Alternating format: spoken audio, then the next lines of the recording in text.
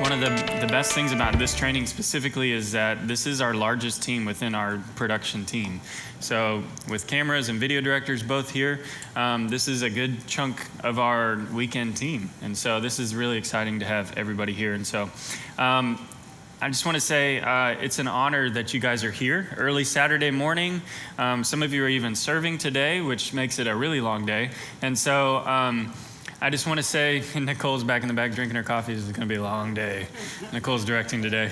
So anyway, I just want to say thank you guys. It's an honor you're here. It means a lot to me. It means a lot to our church and our team and Pastor Jeff. And every time, Pastor Jeff stays really in tune with everything that the creative team does. Production is part of the creative team overall. And so I was telling him, hey, we got this camera training coming up, and he's just really excited about everything that's happening. So it's a blessing that you guys are here. It means a lot. I love times like these because we get to actually sit down and focus on what we do. On the weekends, we do not have the time, or we're not afforded the place to really dive deep into, hey, let's talk about this camera shot, let's talk about this angle, let's talk about, you name it, you fill in the blank. On the weekend, we are full of countdowns and deadlines, and service is about to start, and we get to interrupt all of our conversations. We never get to I'll be in a conversation, say with Jake or something. We'll be talking about something really meaningful and life-filling and giving, and countdown, 2, 1, okay, here we go. Conversation cut off. So this is I love times like these because we're really going to dive into really nerdy camera things that just gets me geeking out on the inside, and I'm just really excited.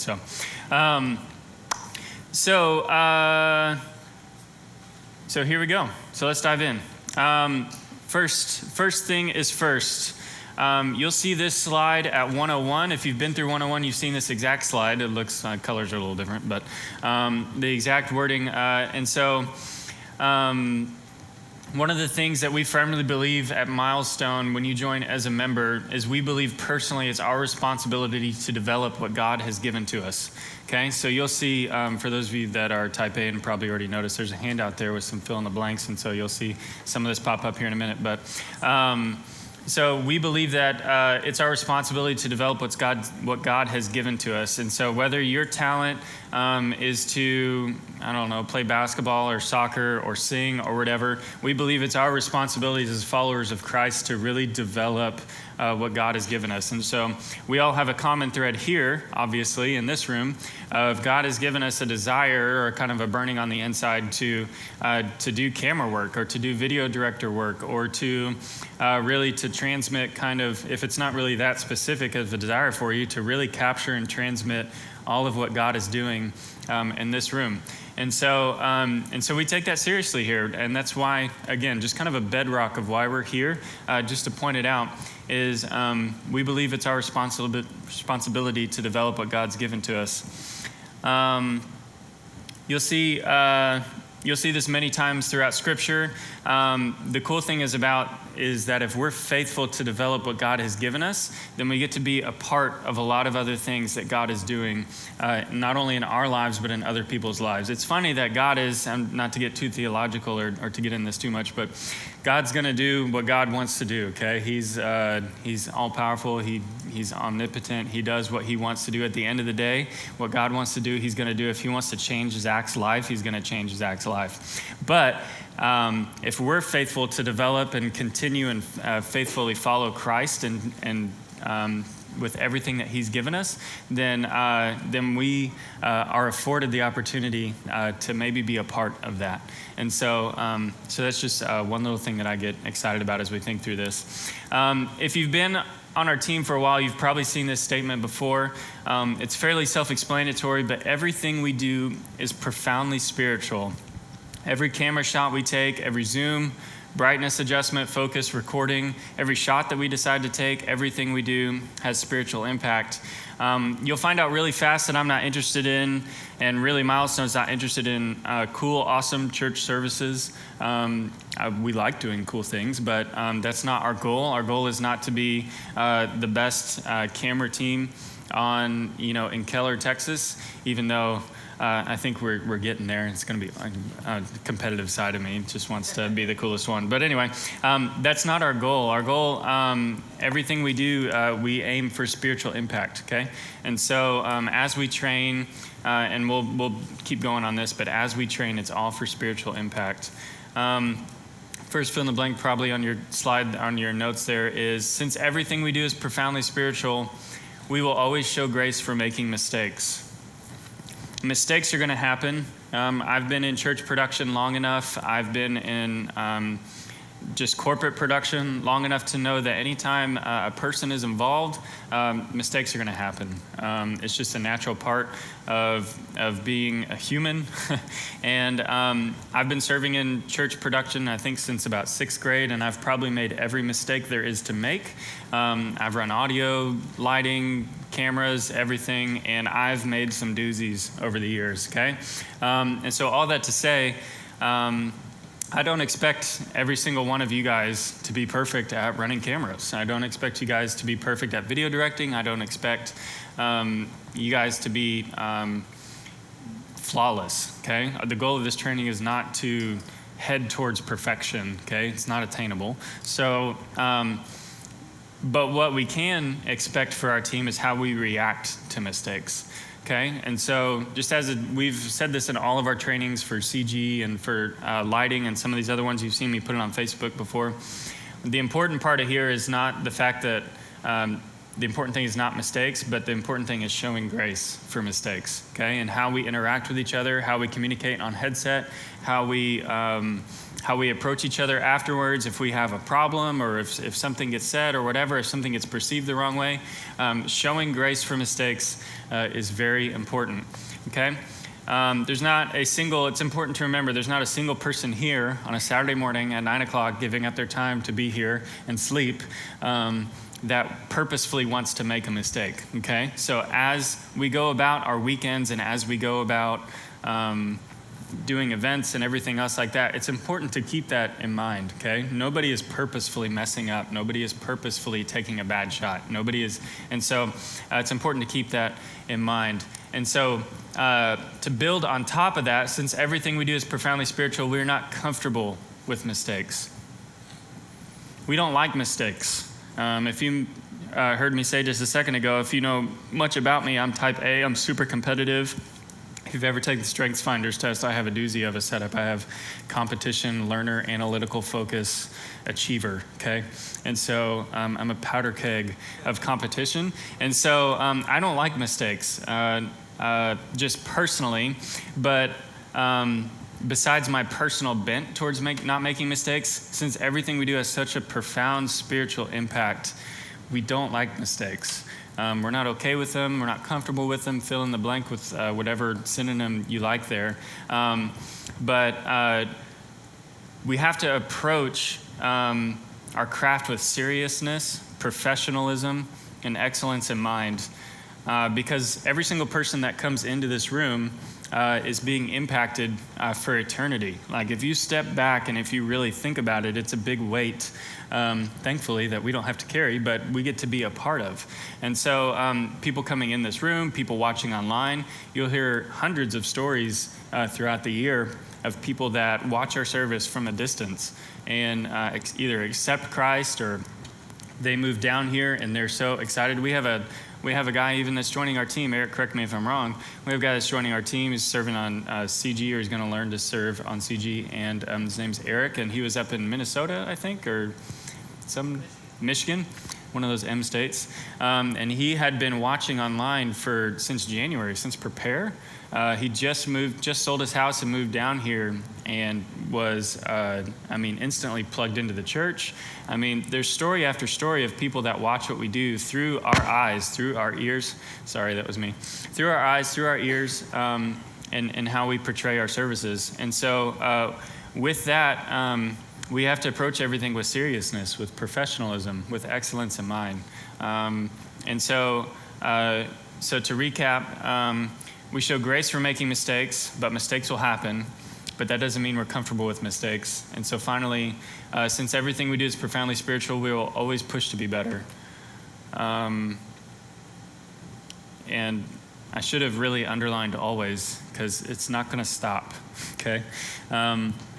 If you don't like training, if you don't like learning, if you don't like making things better, not to say it bluntly, but you probably won't like our team that much, because something is always changing, okay? It's either a new piece of equipment. You can ask the video directors every single week when they come in. I'm showing them something we've changed or something new in efforts to make things better. And so we've got a lot of exciting stuff coming up. There's a lot of people joining our team. We've added a lot of people over the summer, which is really exciting, but we have a new building being built. We're going to have to completely rethink how we do a lot of things, just even with the new equipment, new building. I mean, ask Sam. Sam's back there ducking down somewhere, I think. Ask Sam how excited he is to completely have to relearn how to mix in a completely different room. I mean, there's going to be a lot of learning involved. There's going to be a lot of process. And so this is just a culture idea for our team. We will always push to be better, okay? Lives hang in the balance. Eternity hangs in the balance, okay? It's not for the sake of making Milestone cool and awesome. And I will say this in 10 different ways before the night is over. But it's not to be cool, okay? It's not to be perfect. It's to have spiritual impact, okay? Cool? Is that a good framework, a good understanding of where we're at today? Cool. Okay. What I think is really important to reinforce the idea of always pushing to be better is actually seeing how far we've come, okay? So I came on staff the first weekend of November 2014. I don't know, what happened all before then or what everything, but that's my point of reference, so that's what I'm going to talk about here in a second. Eric and the team took great care of me the first couple weeks when I was here. Eric kept the ship afloat, and he was like, dude, I got it. Yeah, he's back there doing the wave. He's like, I got it. All I want you to, Pat and him both were like, all I want you to do is learn names, which was awesome because I'm terrible at learning names. And so the first week, all I did was sit back and watch you guys and learn names, and it was a lot of fun. We're going to look at, I've got a video clip from that first weekend here that we're going to look at here in a second.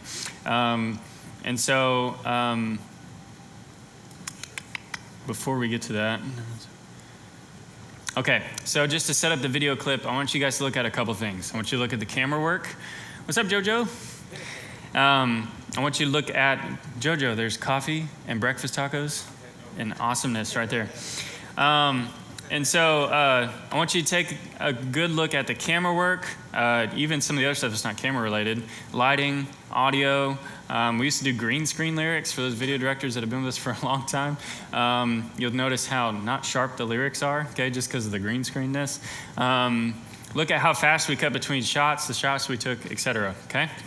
Just want you to, I think it'll automatically play, or maybe I have to press. Good morning, everybody. Welcome to church this morning. We're so glad that you're here today. Would you stand up to your feet with us? Let's put our hands together and worship Jesus today. Come on. My favorite is these little lights right here. Sing this out. That just change color. Lay down your life. Come on. That I may be free. And by your blood, your sacrifice. This is a year and a now half I am redeemed. You came to the earth and carried my sin. Look at all that momentum, a lot of shot changes, I will a lot of lift energy you up building. in praise with all that I am. Cause you paid it all. You paid it all. You paid Here we go, it got a shot change there. all. You paid it If you all. notice, we cut to another camera because we used to have camera 1 and 2 in the middle. So I lift up your name across the earth. I will sing. I crown you in praise, 'cause you paid it all. Yeah, you paid This is my favorite Jesus. camera shot here. Come on, church. We cut to camera 3, the unmanned camera. Everybody remember that? Freedom Yes, the people have been here for a while. is mine. Redeemed. To get into in a second. People that have been here for a while recognize, I think Bernie was trying to remember the name we had. We had a name for the unmanned camera.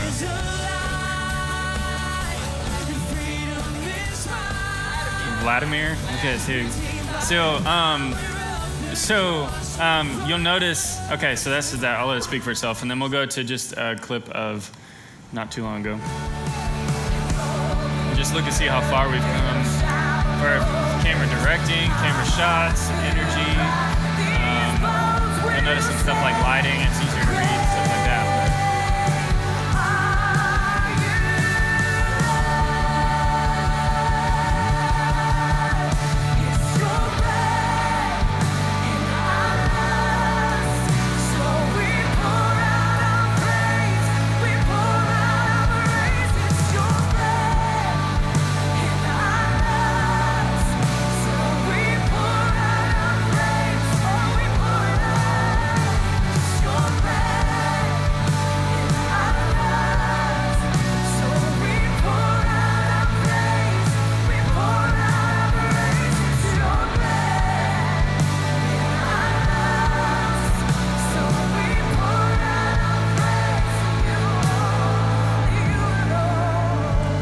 Difference, right? Night and day, noticeable? Okay, so, I mean, it's kind of like, which one would you rather watch, you know? That lighting, yeah.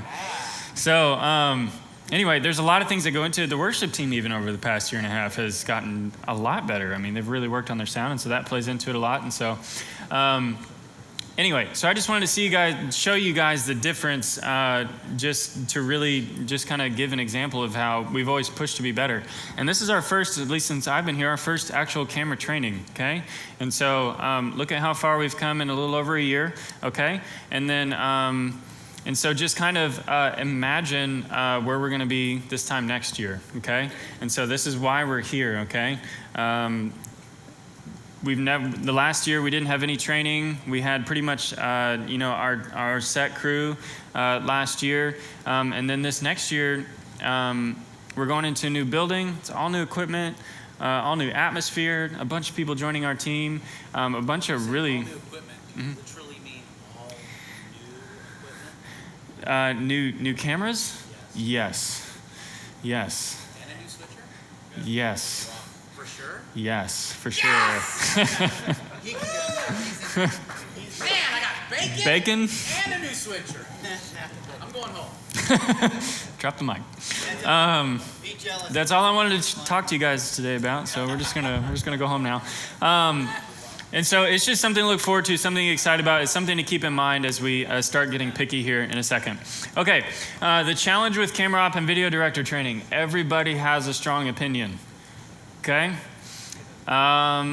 Whether you've been running camera for 2 days or 20 years, everybody has an opinion. It's natural. It comes from watching movies our whole lives. We live in a culture that's full of media. We can all tell you that we like a certain movie or a certain broadcast or whatever just because we're inundated with it, okay? We all have an opinion. You may not be able to articulate it with like correct terms, but each one of us here has a good sense of what camera work is and isn't, okay? And so add on top of that, people have really strong opinions on how to do church, okay? People have really strong opinions on what's distracting, what's not distracting, what is, you name it. I mean, there's certain people that grew up Southern Baptist, and it's like, give me a hymn and no changing lights at all. And then you got people that came from the other spectrum. It's like, let's make it a rock concert. And so let's reach lost people, and you name it, okay? And so you put all these things together. Oh, and on top of that, and just to mention it too, we have a team full of professionals and non-professionals alike. So we've got people like, just not to brag on anybody, but Steve works for American Airlines doing live capture for a living. Okay, so however many bajillion-dollar company, and so so he's got some good experience there. Trey's made a TV show. Zach's been doing it in church for a long time. I mean, there's a bunch of people in our room, or on our team rather, that have a lot of professional or non-professional experience, and so that makes the thick of things even more cloudy. Okay, everybody has an opinion based upon where you came from, based upon how long you've been in church, based upon what your parents told you and wanted you to grow up. Some of you might have grown up Catholic. I mean, and so imagine, their church service to our church service. And so if you put all these things together, and one more thing to add to it, just got to cover all the bases here. You've probably had, even here at this church, different technical directors, different worship leaders, different, you name it, give opinions on what is good and what isn't. And so, So over the 5-6 years that you've been serving on Cam Ops, Bernie's, I don't know how long you've been serving, 6 years, something like that? 6 years serving on Cam, you've probably had a handful of different people tell you, hey, this is what's good for a worship service and this isn't, you know? And so here's our goal today, or here's my challenge with all of that to you, is to be open. You may have differing opinions on everything we talk about today, and that's okay. My challenge to you is just to be open. Much like when you attend a conference for your job and the presenter is telling you about what's new in your industry, you may not fully understand it or like it, but your mind is naturally open because you got to learn and you got to get better. What I'm going to talk to you about today is for our team, our church, how we do production, and not only that, but how we do production in the season that we're in. I'm sure a few years down the road we'll be in a different situation, learning and trying new things, but for this season of where we are and where we're going, my challenge is just to be open, okay? When we come together as a team with a unified idea, awesome things happen. I personally have a million opinions on church, on worship services, on speaking, on obviously production, but week in and week out, I lay down a lot of those opinions for the sake of the team. Okay, that may not be something that you guys actively see a lot, but during the week, as a team, we get together and we say, hey, what are we going to do this weekend? I'll throw out 5 or 6 different opinions, and they don't always get selected or chosen to use, and that's okay. I lay those down for the sake of the team, because at the end of the day, our goal is to get everyone on the same page and working towards the same direction, okay? Because odds are someone else is laying down what they think is right, so you can do what you can do, okay? And so it goes both ways. And so our goal here today, you've heard millions of times probably throughout the past year or so, is one video director directs this way, another video director likes to direct this way, one camera op likes to operate this way, another camera op likes to operate this way. And so our goal is to bring everyone under the same idea, okay, the same page. And so as we go throughout this, we're going to get really picky here in a moment. We're going to show a lot of video clips. If you have questions, feel free to ask, okay? There's not such thing as a bad question. I hesitate saying that, but in this morning, in this situation, ask away, okay? Because once we leave here, the idea is we're together, okay? We got the same idea, okay? It may require you to lay down your opinion on something, and that's okay.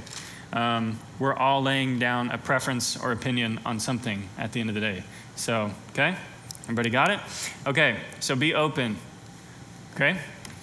So with that, you have 2 handouts. You have the one that has fill in the blanks, and there's the other one, which is just kind of a generic welcome to the team. This is how we train type of thing. You can find that generic one on our website, production.milestonechurch.com. If you haven't been there yet, this is also where we'll post. We're recording this now. We'll post this up on there as well. All of our CG trainings and everything are up on there as well. And so if you haven't been there yet, that's a good website to check out. I'm not going to go through everything that's in that packet, but I just want to point out a couple things that we got to work on, okay? And so one of them under team guidelines is dress code. Dress code is it sounds like an evil word somewhat. You're restricting me, okay? Restricting my artistic expression, okay? But the first thing you'll see there is no shorts or skirts. Sorry, almost said shirts. No shorts or skirts, okay? There's really no great way to say this, but on top, when you're running cameras and you're on top of a 3-foot stand, on top of a 3-foot stool, you kind of open yourself up for a lot of eye-level, inappropriate, possible viewing angles, okay? Don't know how else kind of to say that nicely, but you do not want to be wearing shorts or a skirt up on a tall camera platform where 3,000 people are coming in on a weekly basis, and okay? It's just not appropriate, and so for that reason, we just say, hey, please don't wear shorts, don't wear skirts, okay? I know, Bernie, short shorts are a problem for you, but yeah, okay. So you just can't wear them on the weekends. You can wear them all week, if you want to. That's up to you. Okay, closed-toed shoes only. 2 reasons for this one. One is flip-flops make a lot of noise, okay? Our goal on a production team, you'll see throughout that whole packet, is to not be noticed, okay? Flip-flops, they make a lot of noise when you step down. But the second one is the bigger one. It's the safety thing. We work in dark environments a lot, whether you walk into the production room or front of house or back of stage, or if you're even just walking down from the camera platform in the dark. There's a good chance you could stub your toe on something. There's a good chance you could stub your toe, then trip and fall on somebody. You name it. We do our best to keep things clean, but as I'm sure you guys know, things would get crazy around here. And sometimes there's stuff left in a walkway somewhere. And so just as a matter of operational safety, please, closed-toed shoes, okay? And then the final thing is dark pants and dark top. Our goal, again, is just to not be noticed. When you're 6 feet in the air and everyone else is much further below you, you're a lot less noticeable in dark pants and a dark top. I would love it to be all black for our whole team. However, I don't even have that many black clothes myself, and I've been in production my whole life. And so dark jeans are totally fine. Just something that doesn't stand out, okay? Our goal is not to stand out. If you want to be noticed and stand out for, what you wear and stuff, you're probably on the wrong team, because we're all on the back, behind the scenes type of people. So that's that. Professionalism is big when it comes to dress code. It just says that we take serious what we do, okay? It's something that you naturally think of when you go to work. When you go to work, you naturally think, I want people to fully think that I know what I'm doing. It is an appearance thing. I recognize that. But it says that we take pride in what we do. And so naturally, when I go to Walmart to pick up some eggs, I don't really care what people think what I look like. So I'll wear flip-flops and shorts and a tank top and a hat, or you name it, and to show off my muscles, obviously. And so, but that's not a concern of mine. But when we come to church and when we come together and we're trying to push forward and push the ball down the field, professionalism is a big thing, okay? Any questions on that? Everybody good? Does everybody hate me yet? Because we're just getting started. I'm just kidding. Here we go. Team guidelines, call times. Everybody pretty much knows this. It's in the packet, but just to kind of reiterate it. 2:30 on Saturday, 7:30 on Sunday. The big thing here is don't be late, okay? And so the first thing we do, for those of you that are new to our team, at this point in time, when our cam ops arrive, the video directors go over the order of service with the cam ops, okay? That's something we've been slowly transitioning to the video directors doing and not myself or Eric doing. And so that gives the video director a great time to talk about transitions and talk about, potential pitfalls as far as cam operating goes, and hey, look out for this, or we want to be mindful of this, or we want to work on this. And so it puts a lot of preparation on our video directors, to be quite honest. They have to know what they're talking about before they present it to you guys. And so with that, it shows a great amount of respect if you're there on time, okay? It shows a great amount, conversely, of disrespect if you're not there on time. And what I mean by that is if we have 3 cam ops on any given weekend and 1 video director, so that's 4 people. If one person shows up late to that, then we have 2 cam ops, say, and a video director.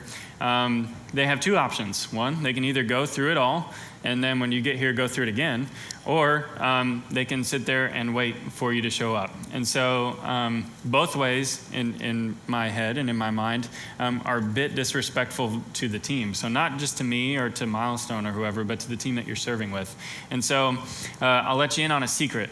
If you naturally come in late a lot, move your clock forward. Plan to be here a little bit earlier. We are always here. Sam, Eric, and I are always here. We're here all the time, okay? And so you're not gonna beat anybody here by showing up early, okay? And so show up early. Most of our team is great with showing up our time. If you aren't, you probably know who you are. But from here on out, we're kind of putting a stake in the ground. And if you're late, you can expect just like a fun little conversation between myself or Eric or someone saying, hey, how can we work on getting here on time, okay? How can we work on raising the bar on this, okay? I'm not talking like 2 or 3 minutes late, I mean, we're very realistic with everything like that. I'm talking more like, hey, 20 minutes late, 25 minutes late, showing up right before prayer, that type of thing. It does a disservice to our team, first of all, because during run-through, you don't really know what's going to happen. But second of all, I forgot where I was going with that. I had two really good points on that. The second one was a good one, Duncan. Yeah, I can't think of it. Okay. But we value what we do, and so it's important to give it everything we have, and part of that is just being on time, okay? Next team guideline that's in there, set up before run through. Kizzy, yes? So my kid is sick, Yes. and I'm trying to get my husband up, Mm-hmm. so we can get him cleaned up, and then I can leave him with him. So I am running late. Yes. Who can I call Yes. to let them know that I'm running late? Anybody, really. I'm just saying for the new people. Yes, for the new people for sure. So two easy contacts. One is me and one is Eric. If you don't have our contact information, we'll get you that very quickly. It should be in the packet there. If it's not, we need to add that. Everyone's looking, which means it's probably not. So we should probably add that. But anyway, so yeah, if you're running late, there are legitimate reasons, obviously, of why you could be running late one day or why you can't make it one day. Things happen. Sometimes you wake up sick and you just can't come in. We get it. Life happens. What I'm talking more about is more of the reoccurring type of chronically being late or chronically this or chronically that, okay? If so, Kizzy, I'll buy your husband like another alarm clock or something, something like that. Just kidding. Yeah, for sure. So, okay, so team guidelines, set it before you run through, okay? As cam ops, some of you that have been serving with us for a while know this, and some of you may not, but everything on this camera pretty much is adjustable, okay? And so you can adjust it to be more standing friendly if you like to stand. You can adjust it to be more sitting friendly if you like to sit. I mean, I'm not gonna go through everything today, but you can adjust your monitors up and down. You can move your arms. You can flip them over. You can move them down. You can scoot them in. You can scoot them out. You can flip this over to all these different positions. You can make it longer. You can make it shorter. There's a million different things you can do on the camera. Which for those of you who want just a kind of a hands-on walkthrough afterwards, we'll do that. But there's a million things you can do, such as set your tensions. This is a big one. Your tensions are these two knobs right in here, okay? Some of you may recognize them. It says 0, 1, 2, 3. This is your resistance, okay? This is your resistance, so when you move, if it's on the 3, you have a lot more resistance, which makes your camera shots a bit smoother. It's a bit harder to push, but it takes away the jitteriness of your hand movements. And if you're at 0, which is the lower one, then there's basically no resistance, and it's really hard to keep steady. It is not... It is not a point of excellence or maturity to operate your camera on 0 resistance, okay? Actually, you might think otherwise of, hey, you're being a little bit crazy, go to switch to 2 or 3. So anyway, so set your tensions. That's a really big one. Set your arm positions just to get comfortable. You're gonna be there for a while, so it behooves you to take some time to get comfortable. Obviously, set your headset volume level, stuff like that. Just a couple things to check through when you come in. Plan ahead. Take time to learn the songs before you serve. The first time you hear this song that we are playing should not be during run through. Okay? This is really big for video directors specifically, but really for all of our camera operators and how we're going to talk about how we're going to move forward here as a team. We're going to show some examples of this, of what it looks like when we don't know the song. It's actually pretty funny. There's some funny stuff. JoJo knows it's coming. I got a clip of JoJo in here that just makes me laugh every time I look at it. But anyway, take time to learn the songs before you come. We'll talk about it here in just a minute. And then lastly, don't hate me for this, no talking on headset during service. Here's where we get in trouble. It's not all the camera operators' faults, okay? Video directors, you gotta be careful asking questions during service, okay? Camera operators, if you haven't thought about it, you typically have a double earmuff thing going on that's fairly well sound isolated. And when you talk a lot louder than you think you do, okay? And so what's really distracting is if you're sitting there listening to Pastor Jeff's, he's sitting there giving a great message, and then you hear someone up here and they're chatting away and talking or telling a joke or you name it. I think the jokes are funny. I say this tongue in cheek because I get to talk on headset in the back, and so, but it's just it's a thing of operating cameras. Please no talking during the service. Before and after service, talk all you want. Ask all the questions. Tell all the jokes. Do whatever you need to do. Get it out of your system. But this is just a big thing as we push forward. Okay, any questions on any of that? Unless you're Duncan, because Duncan can give some incredible impersonations that just make my day. Yes? What do you mean by don't ask questions? So during service, video directors, unless the sky is falling, and you're like, hey, what's happening? I can't tell what's happening, that type of thing. Do your best to not ask questions other than like yes and no answers that require yes and no answers. It's really easy to answer as a camera op, as you shake it up and down as yes, left, right, no. I think I meant like sometimes I have to ask a question to the sound. Oh, no. Yeah, no. Feel free to ask questions to like Eric directing or lighting or audio, any of that. And like I said, feel free to ask camera ops questions. Just try to frame it in a way that they can answer yes or no. It really helps them out so they don't have to sit there and go, oh, Chris told me not to talk. How do I answer this? I don't want to be rude. And so, so feel free to ask questions all the time. Just careful how you frame it for cameras. Okay? Yes? You might want to add turn the headset volume down so you don't camera too. Yeah, that's a good little side note. For the message capture, 1 and 3 typically steps down, and it's pretty much 2 and 4 for the message capture. And so when you do that, it's important to remember 1 and 3 to turn the volume down on your headset. We still do have to call shots and talk about countdowns and everything else on headset. And so if you have your headset up fairly loud, like I run mine, then when you sit your headset down and leave and there's people seated around that area, they can hear everything we say. And so it's just a little bit distracting, so it's good to remember. Okay, standard of operations. Okay, this is just the headings that are in the packet. That's why they're not really fancy terms here. Good camera ops think like directors. That's right. When you can keep one eye on the program feed and one eye on your camera, okay? We'll show some video clips on when this is done. It kind of goes back to those awkward moments and not knowing the song very well a little bit too, but a good camera op at some point in time, and it takes team melding and team learning and working together a lot and getting to know each other a lot. It takes a lot of experience, but good camera ops can lead their video directors. Video directors will always have an opinion on shots. They'll always have direction on shots. That's their job, okay? Their job is to work from one shot to the other, make it a nice, seamless experience. And so naturally, video directors are going to coach on shots a lot. But they're supposed to, okay? That's what they're knighted to do, if you will. But what can make working together a whole lot seamlessly and a lot more fluid is if as a cam op, you can actually get ahead of your director in a good way. And so if you, we are fortunate enough in a church environment. In most environments, you don't have big old screens up here to see what's actually live. You just have a little red tally button to see what's live. But we're fortunate enough here that we have the program feed always within our view.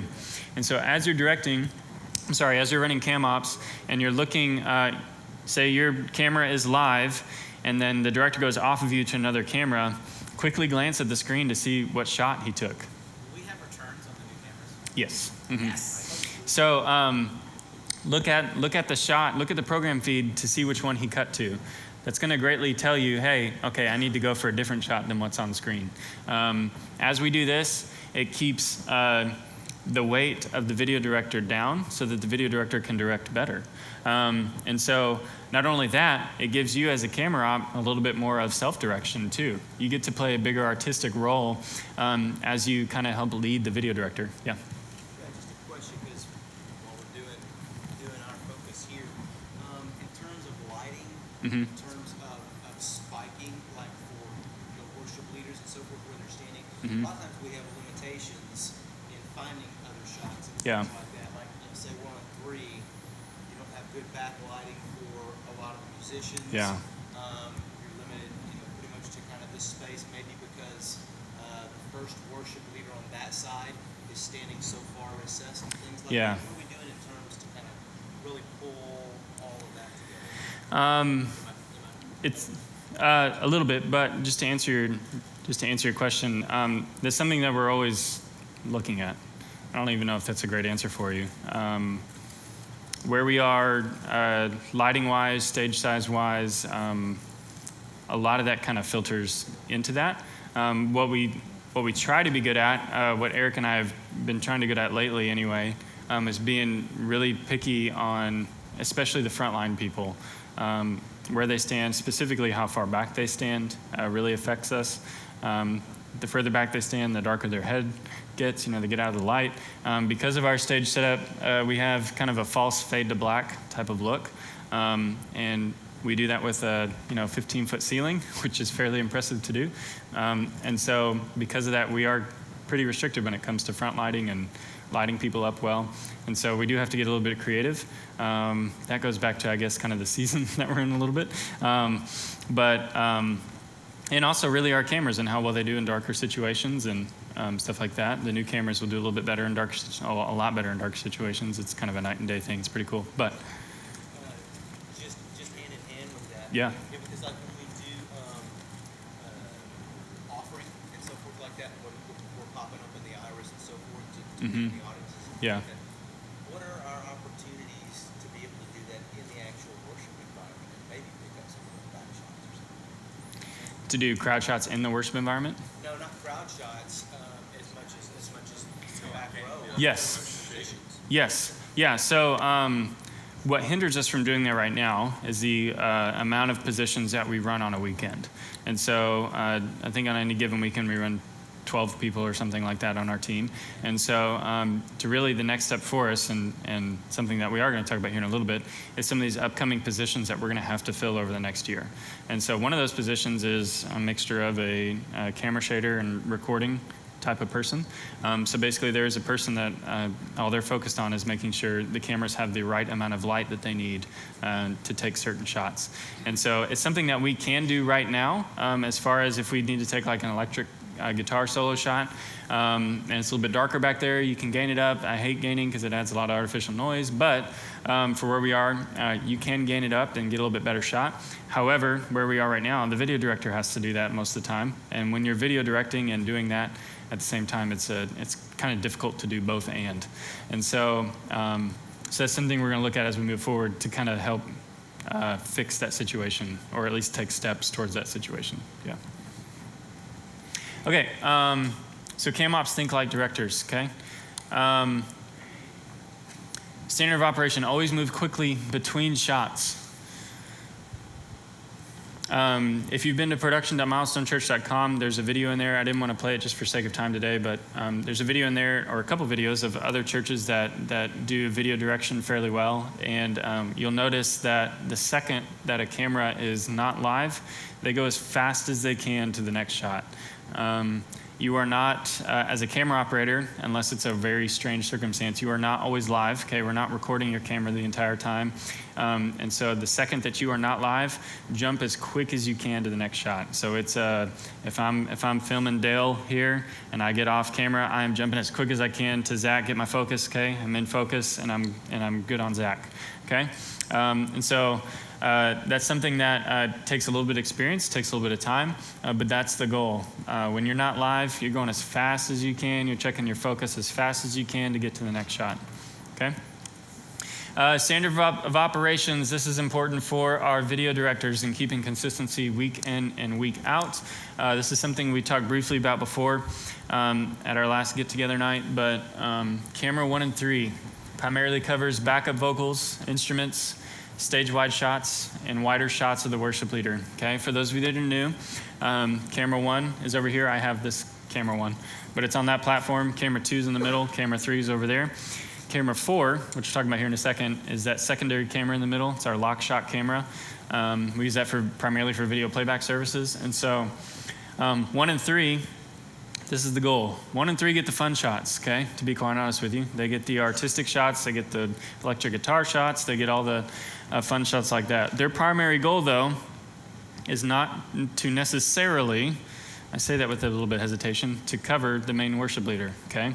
The main worship leader of the song will get a lot of the shots just naturally because they're leading the song. But that really is more on camera 2. Camera 2's primary objective is to capture the main leader of each song. Head to toe shots, slow pushes, waist up shots, etc. And so camera 2 probably has the hardest job of all the cam ops because you're live the entire service and you got to follow Pastor Jeff or whoever's speaking that day.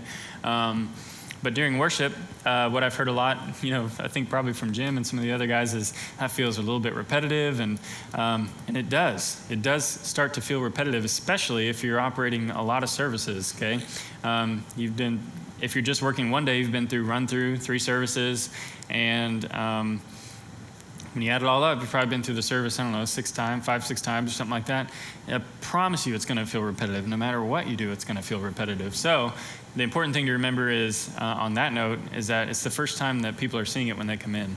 And so whether you've done it 7 or 8 times, the person in the seats or watching online, this is the first and only time they're going to see it. And so if it feels repetitive to you, good, it should. It's what I'm trying to say. It should feel repetitive to you, because as we bring consistency together between our video directors, as we bring consistency in our cam ops, the more consistent we get, naturally consistency has somewhat of a synonym with repetitiveness, okay? And so that's kind of those are kind of our ideas for 1, 2, and 3. Camera 4 is obviously just a lock shot for video playback. And then drum cam for big song building moments. We'll show some examples here in just a second. So composition. There's 2 basic ideas, center up and rule of thirds. We'll go through these really quickly because they're pretty self-explanatory, but center up basically means, the LEDs really mess with the grid right here, by the way, but center up basically means centering them up in the frame. Okay, so they are aligned in the middle, and that's fairly self-explanatory. Rule of thirds. Rule of thirds.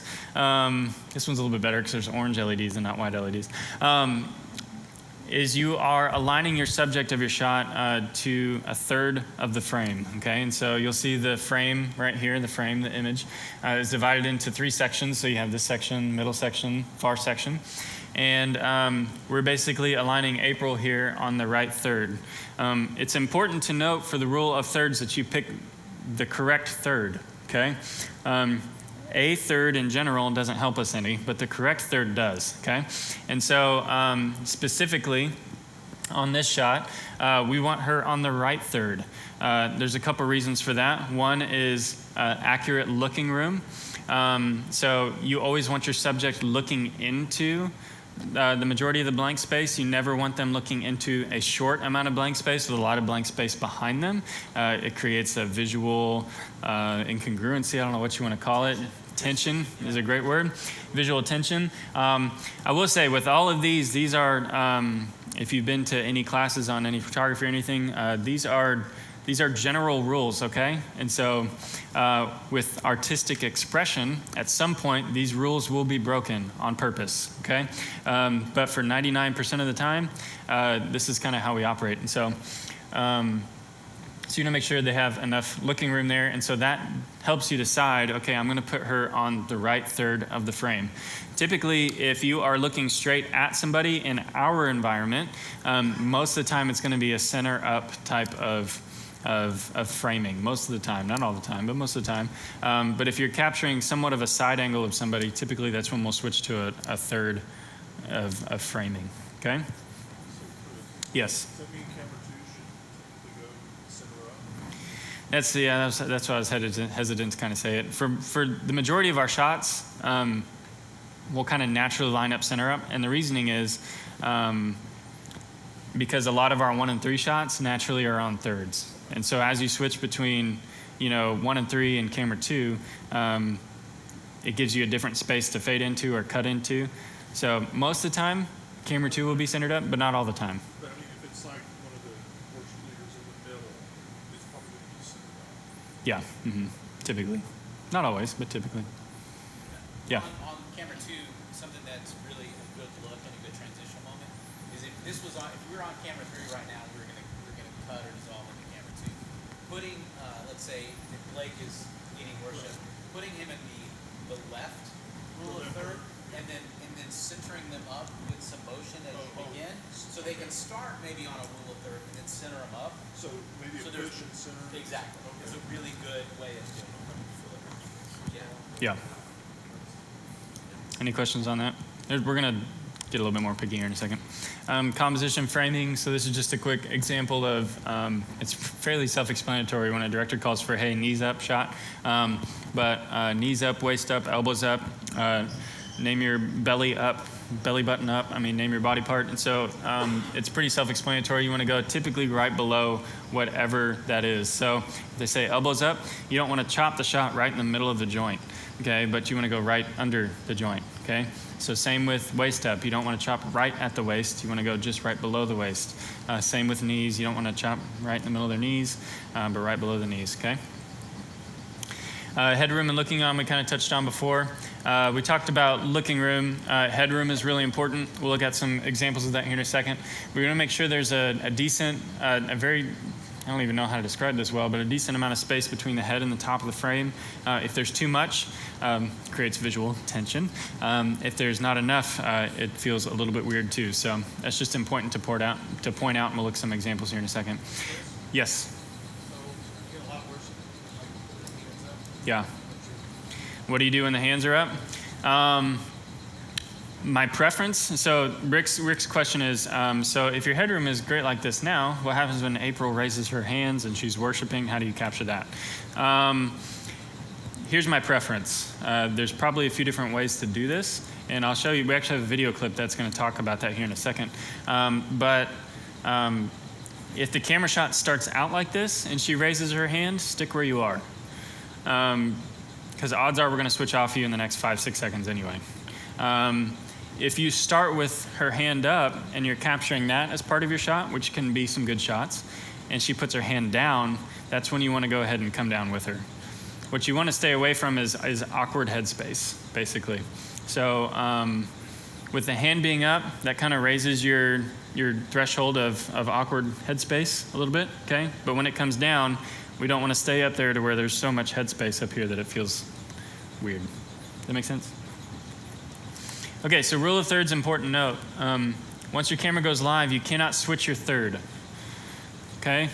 I'll show you a clip here. If this is the clip I'm thinking of, there's a lot of clips. I'm trying to remember which one's this. If this is the clip I'm thinking of, we're going to switch to Kendall. She's going to be on this third when we start, and when we're done with the shot, it's going to be on the far third, okay? This one is being really picky, by the way. So some of you may say, I don't know if I really see what's so bad about that shot. But hopefully by the end of this, you'll start feeling it. So here we go. So you see she started over here, and then we pushed her to the left. I'm going to play it again, and I'm going to kind of dissect it and show you why that's a little visually awkward. So really, oh, it's not going to let me pause it. I was hoping it was going to let me pause. So really, when we start this shot, because Ryan over here, Kendall was over here. Sorry, it won't let me pause. But Kendall was over here. Ryan was over here. Ryan is really set up to be the focus of the shot. Kendall's leading the song, so naturally you think she'd be the focus. But if you were to look at the image by itself, Ryan is set up to be the focus of the shot because he is on a third and he has an adequate looking room and he's in focus, second of all. But the looking room and the headroom kind of dictates Ryan would naturally be the subject of the shot. However, as a cam op, we decided, or as a video director or whoever, I don't know who's involved, but we moved into Kendall because she was probably leading the song. So what happened was we moved from what was most naturally the subject of the shot into something we had to force to be the subject of the shot. So, is this an example more of poor composition and movement? Yes. Panning. Yes. So you don't mind a pan of taking them if it's positioned and composition correctly, and they're the only one in the screen. Right. Well, and there's a big difference, like when you were talking to Jim a little bit earlier, there's a big difference of moving from one third to the other versus 1/3 to the middle. There's a big difference in that, if that makes sense. It does. And also, there's a big difference in like I was saying, the subject of the shot. I totally totally agree with you on the Right. subject. Absolutely 100%. Right. The panning, I will agree to disagree. Right, sure. So as we play, so he was initially set up to be, and so we had to kind of force it to move Kendall over there. And so that's kind of what I'm talking about. When you pick your third, you want to stick with your third, okay? Does that make sense? Okay. I don't remember what this one is. Okay, this is the headroom one. Okay, so this is just an example of what happens when we get headroom wrong. That's a lot of extra headroom. Now, to go to Rick's point, what I didn't show before that clip was she did have her hand up, and so, but by the time we cut to it, her hand was down. And so we had a lot of headroom. In that situation, as a camera operator, you just want to make sure that you bring your camera down as their hand comes down, okay? So that way we avoid fun extra headroom there. Can I comment on that? Yeah. That a good team, that the director can fix problems that cameras are having issues, but at the same time, a good camera op can fix problems that a director is having. So, you know, if I took that shot because her hand was here, and the moment I took it, she brings it down, I screwed up, but the camera operator can fix that problem by just panning down. Yeah. Yes, definitely hand in hand. Okay, so 3 popular myths of video directing. This is, we're going to address a couple things here that that I've heard being said a lot that I don't know that we need to keep working on, and so we're going to show some alternatives, okay? So first one, myth number 1, establishing the song. Don't freak out yet, let me explain it. Okay, so establishing the song. I've heard that said a lot over the years, kind of being here. Video director will say something like, okay, I'm going to sit here for a little bit, I'm going to let so-and-so establish the song, okay? So let's take a look at a recent example of what I mean. This is song 1, opening the service. Okay, Cam Ops, I'm going to sit here and let Kendall establish the song. Sit here for a while.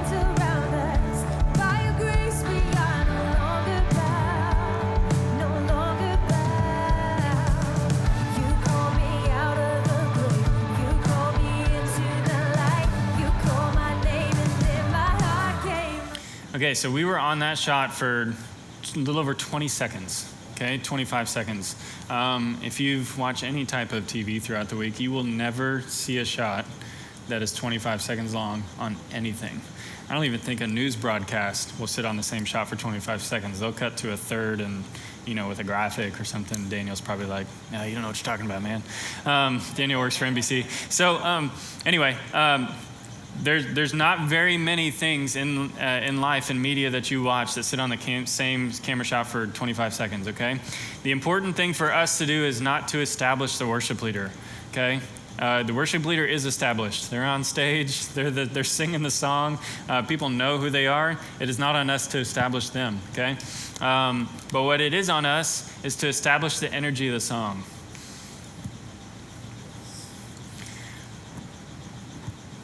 Let me show you what I mean by that.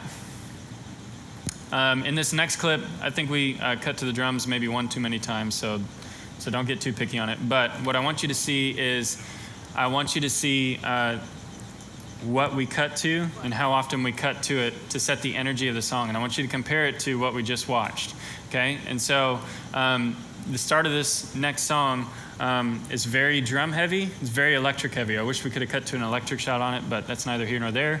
But I just want to see the tempo. Exactly. And so if we, that's it, I'm just kidding.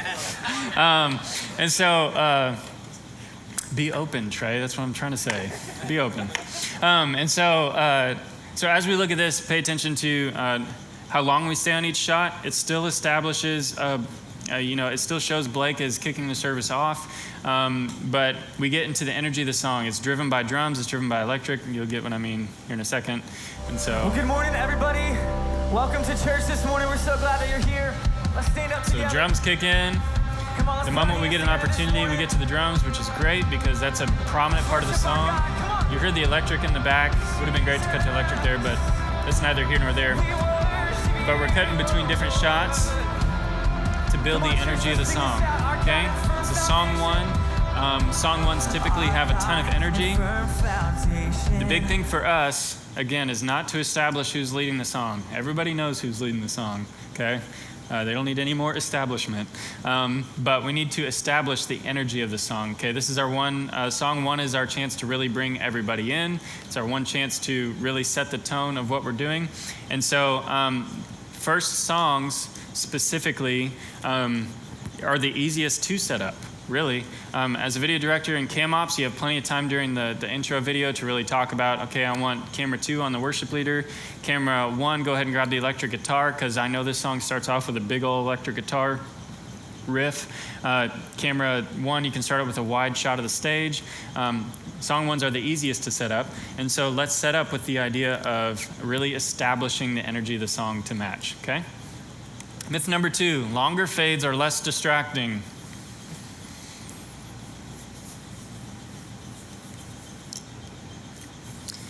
I don't have a video clip for this, but I think it's pretty self-explanatory. Truth is, shorter fades are less distracting, okay? Longer and shorter are subjective, I know. But as a general rule of thumb, unless we're doing a specific type of closer or special creative element, as a video director, you don't want to do a fade that is longer than 3 seconds, okay? Outside of that, it starts looking a little bit like an 80s music video, somewhat, okay? Some of that is really cool. Yes, The 80s, lots of seagulls. it's super cool. And so, shorter fades are less distracting. I like using, me personally, when I video direct, and I know I'm not the best video director on the planet, I like sticking around like 1.5. You'll see in the switcher there, you can actually program in times to make it a little bit easier. Sometimes it's hard when you're directing cameras and you're calling the next shot and you kind of forget how long you've been in T-bar mode. Sometimes it's easier to use an auto switch type of a button. That's up to you, it's personal preference. But you want to be careful with really long fades. First of all, I also want to mention Steve has extraordinarily blessed us with letting us use his equipment. With being able to use the switcher, and so it has introduced an awesome T-bar for us to use. The problem is we get so excited about using the T-bar sometimes that we have fades that are just a bit too long, and so it's something to keep in mind, okay? Myth number 3, always be moving.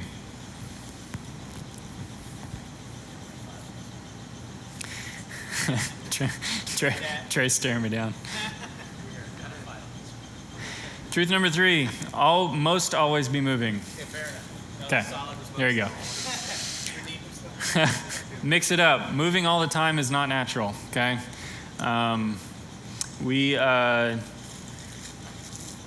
Depending on obviously the song and the tempo and everything else dictates how fast we want to move, how much we want to move, where certain moments are. There's no point in really diving into all that because it's fairly depicted by the moment. But we do not want every single shot to be a push or a pull, okay? We want a lot of them to be, because otherwise it gets kind of static and kind of boring. But this comes into a lot, really not, I was about to say for camera 2, but really for all of our cameras. You want to mix in a static shot every once in a while, okay?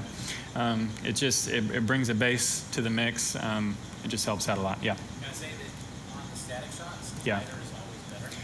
Yeah, a static shots, tighter is typically better, except for a cover shot. We'll talk about that here in a minute. But on static shots, tighter is typically better. What it does is it allows the worship leader or whoever's on stage to create their own energy. Okay. Sometimes when we are moving, when we're pushing and pulling, we're artificially, for lack of a better term, creating energy for the moment. Okay. What you'll see a lot is, especially with electric guitars, band guys that naturally have a ton of movement, or Valerie does a great job of this. She has a lot of movement on stage. Those type of people create a lot of their own energy too. What you don't want to do is have, most of the time anyway, electric guitars that drive a ton of energy. They're bouncing around, they're swinging their arms, and the guitars are flying everywhere. But then you're adding a ton of energy on top of that by pushing in too fast or pulling out too fast or that type of thing. There's some instances where the people on stage will create their own energy for the shot. And just like Trey said, sometimes when you're tighter, it creates more energy to fill the whole frame. And so something to keep in mind.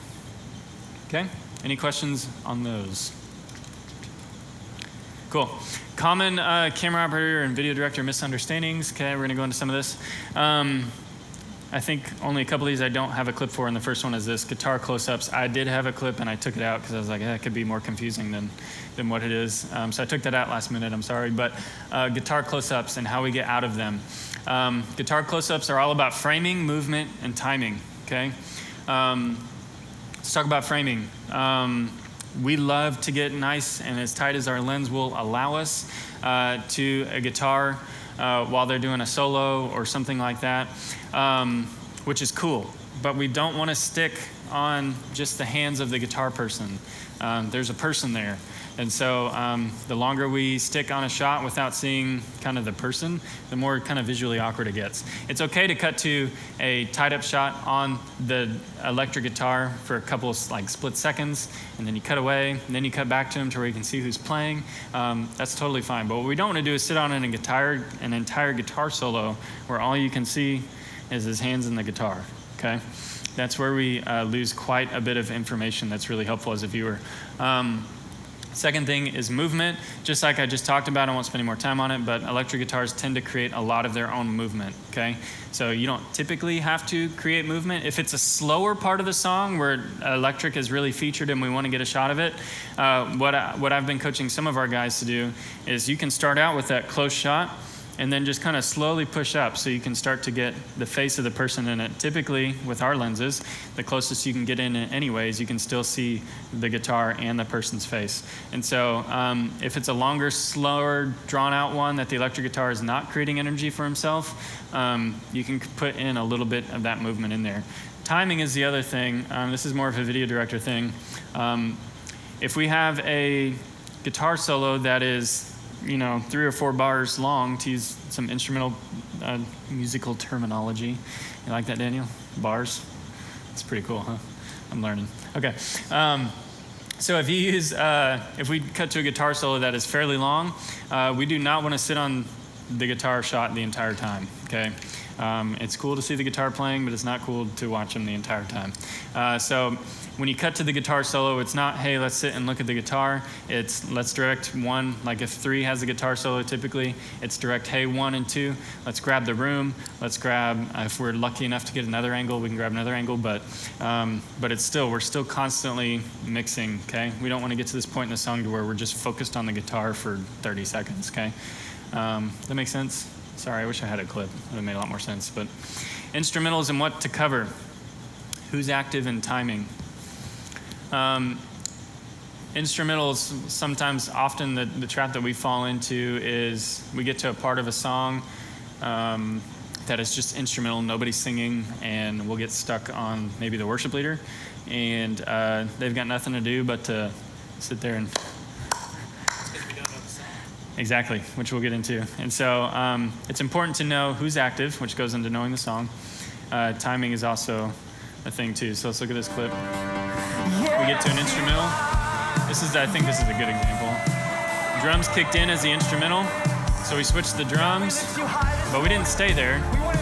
Went back to Blake, he's talking, showed a little bit of the room. Still building the instrumental.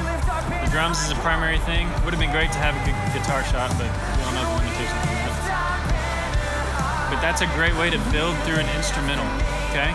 And so what you'll notice there is as we're playing through that, when he's talking, we're close up on him, okay? But what's good is Blake does a great job of talking through instrumentals. Not all of our worship leaders do. So he gives us content. For most other worship leaders that have a harder time talking through it, wider shots are helpful. We don't want to stay too close up to a worship leader during an instrumental. They know when they're on. They can see it. They have a little sixth sense of when they're on screen. And so, Betsy's actually come to me a couple times and say, hey, during this instrumental, can you make sure they're not just stuck on me? Because I just don't know what, she's like, there's just nothing for me to do there, and it feels awkward, and so we want to just be aware of who's active and keep our timing going. We don't want to sit on the same thing through an instrumental, okay? Let's skip that. Number 3, starting movement after going live. Don't start your move if you aren't already moving. It's a communication deal, a lot of it. But as a cam op, at the end of the day, you are, listening pretty much only. And so when a video director says to do something, naturally, you're going to do it. And so that's totally fine. That's the way it works. So if a director tells you to move after they've taken you and you have to disobey this rule, by all means, go ahead and do it. Listen to the video director. It's better to do it that way. But now that we're getting everyone on the same page, we want to aim to not start our move after we've already gone live. So let's look at an example. We're stuck here, nice and close, we're not moving. Then we're like, we were on the shot a little too long, so I'm going to introduce some of my own movement. And so that's what we want to avoid. We want to avoid starting static and then halfway through the shot, changing it to a moving shot, okay? Same way is true on the reverse when starting movement and then coming to a stop. Typically, that's when we run out of lens space, but we'll get to that in a second. Does that make sense? Does that make sense? Okay. Number 4, one subject only. Don't be confused by this. That doesn't mean only one person in the shot. It means one subject.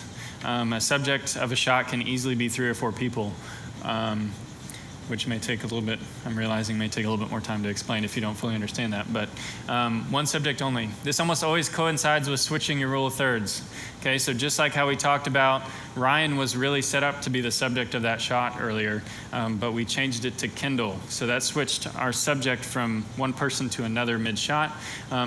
This is one of those things that, again, artistically in a closer or an opener, and we have the perfect framing set up, and you want to switch from a guitar player to a person singing up front, there's going to be some times where you can do that. But for the majority of the time, you want to stick on your one subject. Know who your subject is before you go live, okay?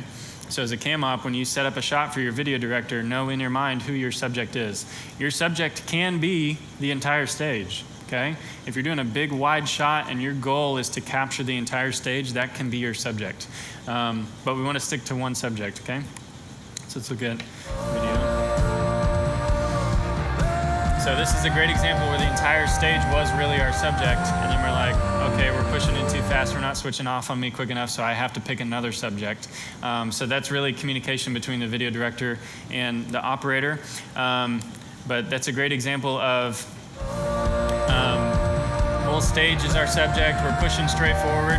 We should have kept pushing straight forward to just keep Lee and Val in the middle there. But instead we chose a different subject. And so naturally you see, even as you're watching, it looks like the camera operator changed their mind mid-shot.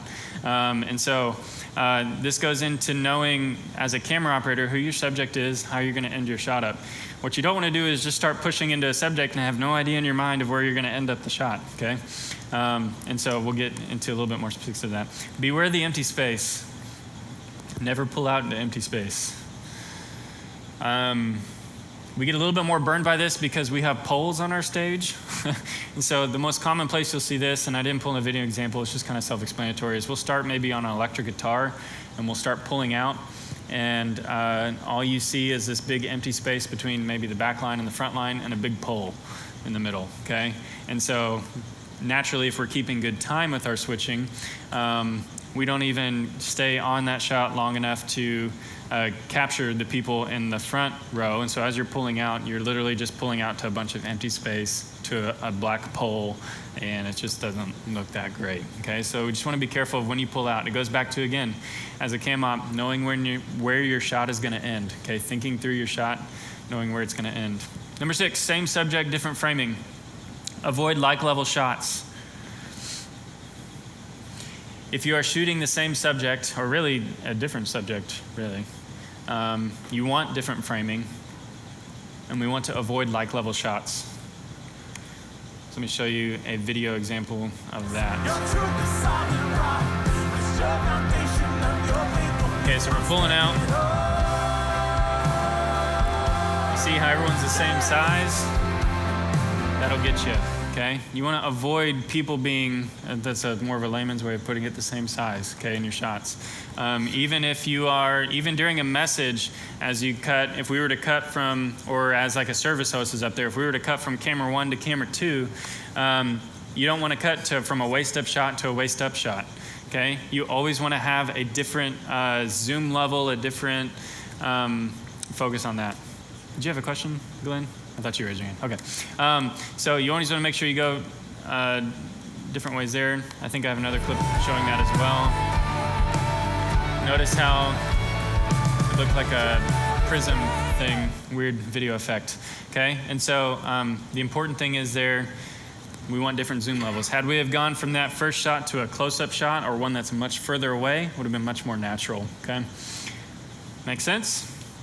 Number 7 is a quick one, preview first. This is for video directors. Currently, and I don't know why I was surprised to find this out a couple weeks ago. I don't know if we had it at one point, but the cams don't have preview tallies.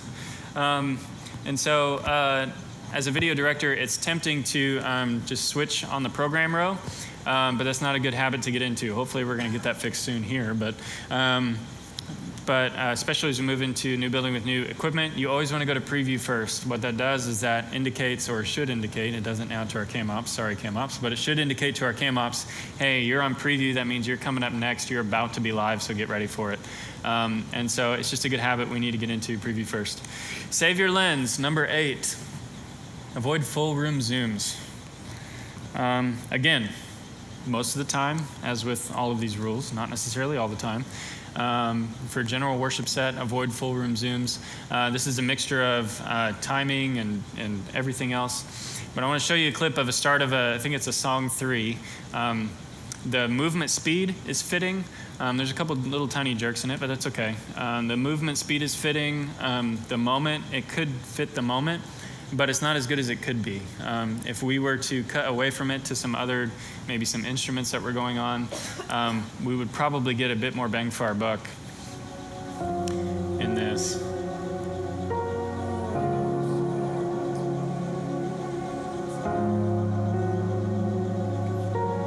See a little guitar slide going on. I know we can't get the keys, but keys are going on. The lights look really cool in this part. It could have been cool to go to a camera 2 front wide shot to get some lights in there. We probably could have got 3 or 4 shots out of this intro. And so if we use our entire camera lens, there's a good chance either we weren't correct on our timing or we weren't just prepared enough for the song to know what's going to happen next, okay? And so we just want to, that's just a good indication. Number 9, know your lens. Avoid running out of lens. So this is the exact opposite of starting from not moving and then, halfway through your shot, you're like, oh, I need to introduce some movement to the shot. This is the exact opposite. This is when you're moving towards somebody and you get to the extent of your lens and you can't zoom in anymore. Okay, so it's like a forceful stop. And so I'm going to show you an example of that. So we're pushing into Lee. We'll run out of lens. Kind of a little shake there because we're out of lens. And so you need to know what your lens limitations are. Okay. That was running out of lens? Yes. Because it looks like you have a long, that's not that much. We could go further. That's Yeah, Well, either way, you get the same effect. Yeah. So the idea is, as you push forward, you can't go much further. You guys are way too picky. Okay, so you do want to be careful of knowing your lens, though. Okay, it does happen to us quite a bit. As you push in, if you run out of lens, it can get kind of awkward real fast. You get a little shake in there because usually when you hit the end of your lens, it creates a little camera movement anyway, a little bit of a jitter. And so you want to know where it's ending up. What that means is, as a camera operator, you don't want to set your video director up for a push that you don't have enough room to fully get out of. Okay, so if you start your push, when you're, knees up, you better either be going really slow or know that you're in a tempo of a song that you're going to get switched off of pretty fast, okay? So as a camera director, you need to know your lenses. As a video director, you need to know your lenses as well. What you don't want to do is cut to a cam op that is, again, like right above the knees and say, all right, go ahead and start pushing into the worship leader. If you do that, you better be ready to switch them off fairly quickly before they run out of lens. Okay? There's some give and take here on that, though, also, because the cam op in that situation can also be very dependent upon a video director Yeah. catching the shot. Oh, yeah. You know, you're 3/4 of the way in. Yep. I'll take that. Yep. Oh, okay. Yes. So as a video director, there's a term I like to use a lot called reset. My favorite word to use when I video direct. A lot of the times you'll see a cam op do a certain type of push movement, and by the time you get to it, you have to realize, oh, we don't have enough time. He's going to run out of lens. So I'll say, hey, reset that shot real fast. They'll zoom back out. They'll start doing it again. Then the video director can take that shot. Yeah. I'll take the blame for that because I was told I'm going to stop the waves. So I mean, really, you can get this close to here. Right. So that's something that we want to avoid. We want to avoid push in and stop when you get head to waist. You'll do that a little bit, probably with speakers and presenters that come up on stage. That's a little bit more natural. During worship, where we have a lot of movement and everything going on, you want to avoid moving then stopping. And conversely, like we talked about earlier, stopping then moving.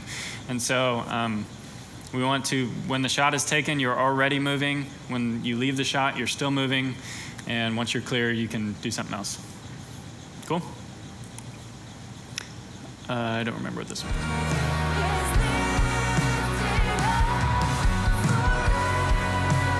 Oh, I think this is another one where the lens runs out. Or maybe we don't. But either way, the idea is pushing in, stopping. We should have switched to something else. Okay? Number 10, know the song, awkward moments. If you don't know the song as a video director or a camera operator, we will inevitably run into some fun, awkward moments. Okay, awkward moments, I mean and I'll show you for an example here, cutting to someone that's not singing, cutting to electric guitar that's not playing, cutting to drums that aren't playing. That happens a lot. With music, as I'm sure you know, we'll build up a song, and then there's some things where the music will just kind of die out, and we'll go into like a softer bridge or something. And as a video director, we get excited, and we're building up, and we're switching shots, and we're like, oh yeah, it's building up real quick, and then we cut to the drums, because there's going to be this big crash, and there's not. That's really just an example of we didn't know the song very well. So let's just look at some fun, awkward moments. Sorry, JoJo. This is... Oh, it's not this one, it's the next one. Okay, so this is a great example of where I'm Pat. Song's building up, chorus. And we're thinking guitar solo's coming up. No, not a guitar solo. This one's not that awkward because John was still in the moment, so that helps. This one's JoJo, sorry. Oh no, it's the next one, JoJo. Anyway, so this one we cut to, same thing. We thought there was a guitar solo, and he's tuning his guitar. That was a down part of the bridge. We should have known that was a down part of the bridge. And so that's just to show something that, okay, JoJo, this is the one. This one makes me laugh. We're in the verse. Lee is the only one singing. We're cutting to JoJo, and he's getting situated. His microphone keeps moving.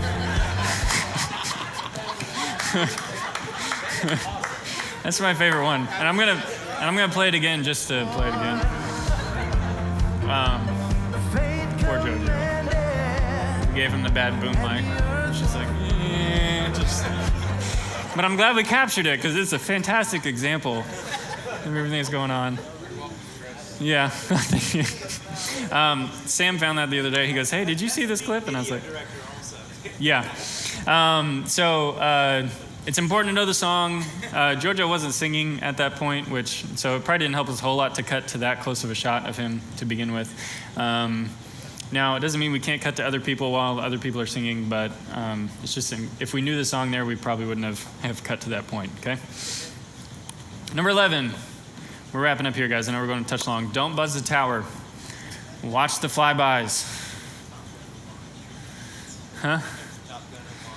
Yeah. That'd have been funny to put in some clips of that, but don't buzz the tower. Here's what I mean by that. I'm specifically talking about how we rack focus and how we get out of rack focuses, okay? I'm calling a buzz in the tower. means as we rack focus out and we kind of zoom up and past somebody. This one, I will 100% admit, this is a personal preference of mine. I really, really don't like it. It's much more of a kind of like an 80s type of vibe or move, okay? And so let's just show an example here. So we got Val here. It's a slower song, so fade is nice and good. But we kind of go out of focus and kind of fade up and out. Well, it's just not, I don't even know how to describe it. It's a little bit out of style, maybe. That may be just the best way to put it. And so, Great. They love just static. yes, millennials are perfect. And so, I don't know what a tripod is. the handheld revolution. So, rack focuses are good. We'll talk about it here in a little bit. I'll talk about rack focusing here in a minute, but the flybys, we got to figure out something a little bit different there. Okay, it's just I guess I've got no other way to describe it other than it's just not cool anymore. Okay, so we're not gonna do it. I know. Okay, I agree. It's actually directed live videos and It's just a be open. It's just a be open thing, you know. So okay. The reverse flyby is not cool either. No. So sorry. Whether it's a forward flyby or reverse flyby. But sometimes there's times when you have to lay your opinions down to the team. There are some times that other people need to lay down. I'm just kidding. So when you're being open, we're supposed to be open. Oh no, I've been very open about it for a long time, and so this is when I'm closing the openness. Okay, so number 12, transitions make or break a service. Okay, transitions make or break a service. One thing that we've been doing a lot lately is taking what I think Trey introduced to us as just a term of a cover shot. And so basically how we get in and out of songs, how we get in and out of from a song to a speaking or vice versa, or in and out of a video, transitions make or break us, okay? You can tell a lot about a production environment or whatever based upon how they do transitions. We do tons of run-throughs, not to practice a song a million times, but honestly to practice the transitions. Transitions are where stuff falls apart. It's where you can easily tell if people know what they're doing or not. It's where microphones don't get turned on. It's where you name it. And so transitions make or break a service. So let's just see an example of a cover shot, specifically for those of you that are kind of new. We finished the song. We're going into a speaking moment. It's a great example of hand up we still kept. Cut to a cover shot. Cover shot just meaning a wide shot of the stage. It gives camera 2 plenty of time to find the next presenter. Gives them time to get in focus. That was actually a very quick transition, so whoever's on camera 2 that day did a great job of picking it up fast. But yeah. That pull out at the end was not necessary. You see that? I wasn't focused on it. So.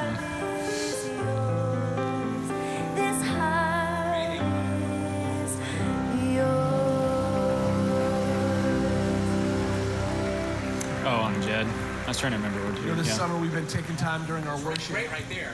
to come together. Yeah, and so as agree. far as framing goes, we could I have gotta easily tell you, stayed some there. of the I'm not sure requests- what happened there specifically, but Yeah, tilt up. so cover shots are important, okay? If not that specific type of cover shot, depending upon what's happening, some type of transition shot is really important. 2, most of the time, is the guy that picks up the speaker or something that's coming up next. They need time to be able to switch their camera from, in that example, from Val to Jed, get their focus, get comfortable, okay, and get the jitters out for a second. Okay, now we're good to go to 2. That was actually a fairly fast transition, which is good, but It's also nice because it does, for the people that are watching online, for people that are watching online, it's a great chance. experience of community worship. Yeah, it's a great chance for them to see what's going on in the room. That's typically when people are clapping, just like you saw or heard, and so people get to see that. It's a good thing there. Number 13, jump in and set focus. Our goal is perfect focus every time, and you will get perfect focus every time if you jump in and set your focus. What this means, the video example I have is just someone being out of focus, and it's kind of awkward, but what this specifically means is in between shots as a cam op, this coincides with moving quickly, okay? So when you're off camera and you change your shot to another subject, zoom in as far as you can go, check your focus, and then zoom out. Once you do that, you do not have to adjust your focus in the shot. the closer you zoom in, the shorter your aperture gets, the shorter your depth of field gets, et cetera, et cetera. And so naturally, you see exactly how in focus or out of focus you are the closer you are to being zoomed in. So the goal here is your camera was live, camera doesn't go live, you're off, you jump into your next shot on Zach. I'm going to zoom in all the way. I'm going to look for a contrasted area, really. That helps a lot. So for Zach, and like I would zoom into between his sleeve and his arm because it's a darker color and a lighter color there. You're pasty like me, Zach, sorry. And so I would zoom into something like this. And so that gives me a great contrasted thing to check my focus, get my focus real quick, zoom back out, and you are set in focus and you're good to go. If you are shooting the exact same person, this happens with two a lot. If you get your focus on the main worship leader and they're in the same spot for your next 5 shots, you do not have to keep checking your focus. I naturally kind of do out of paranoia. I'm like always kind of checking, am I in focus? Am I in focus? But we can, there's probably a whole lesson you can do on focus. We're not going to get too much into it, but jump in, check your focus, jump out, and do your shot, okay? I'm going to skip this one. Yeah. I was going to ask a favor of the video directors. I try to do that. So if I'm trying to do that, you'll take the time. Yes. So as with most things, it is a coordination of efforts between the video director and the camera operator. As a camera operator, you need time to jump in and check your focus. That is true. However, you do want to pick your times that you do it. So if we're in a big build of a song where we are switching camera shots rather quickly, as a camera operator, you probably don't want to switch your shot from the guy in the front to the guy in the back if you know that you're going to be taken live in the next 4 seconds, okay? Because you just don't have enough time to jump in, get your focus, and that type of thing. But to reiterate, though, it is a coordination effort between the video director and cam op of making sure you have enough time to do that. And also, as a video director, this probably goes without saying, you want to make sure that you are watching your cameras and that you don't cut to a camera that is jumping in to check their focus. It's not a cool, tight shot. It's just they're jumping in to check their focus and they're going to jump out. So I'm going to skip one of these and go to, oops, let's go back. It's just one of those examples of we didn't jump in and check our focus. And so you'll see Kendall keeps going in and out of focus because we're trying to find our focus. And we're not really sure just yet. So there we go. Okay, now we're in focus. And so had we had jumped in, checked our focus, that whole shot would have been nice and in focus. And again, that's a great example too, is sometimes we're already in focus when we start moving. You moving the camera, zooming in and out, does not affect your focus. So once you're in focus, nice and tight, and you come out and you do your move, you shouldn't have to adjust your focus anymore after that, okay? Just something good to know there. 14, and we're almost done here, the ghost fade. Ooh. Huh? Please don't show anymore. The ghost fade, here's what I mean by that.